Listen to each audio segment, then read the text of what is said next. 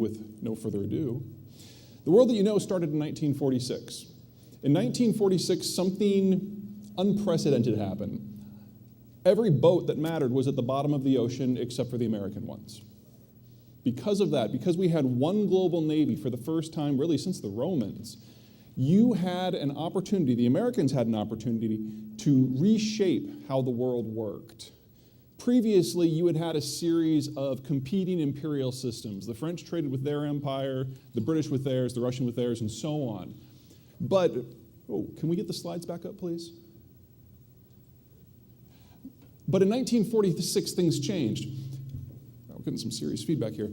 What we have here are the American supercarriers and the carriers of the rest of the world. There's 11 American supercarriers. The rest of the world put together has 20 smaller carriers. Half of those are actually American.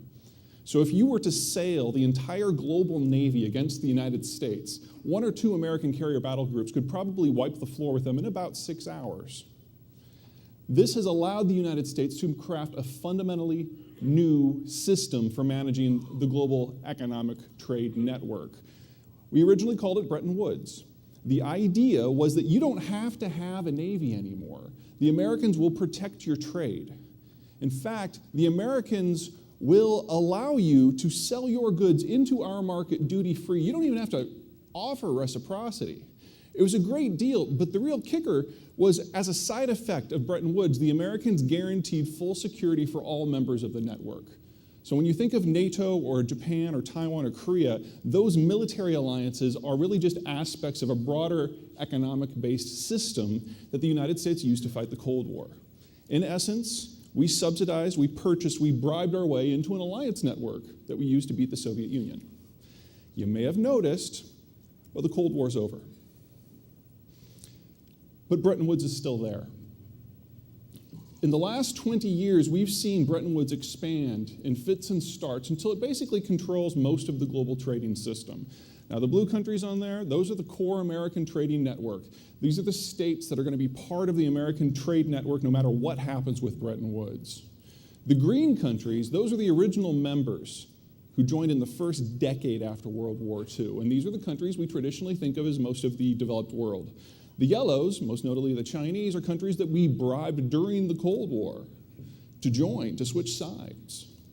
There's nothing like $1 trillion bribe to get somebody to do something that they originally weren't planning on doing. It worked great.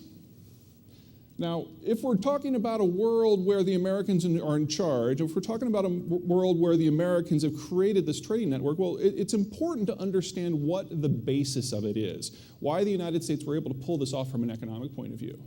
Why is the United States the economic superpower? Well, it really comes down to the blue parts on this map, the rivers and that blue chunk that follows the Gulf Coast and the Atlantic coast. That's the intercoastal waterway.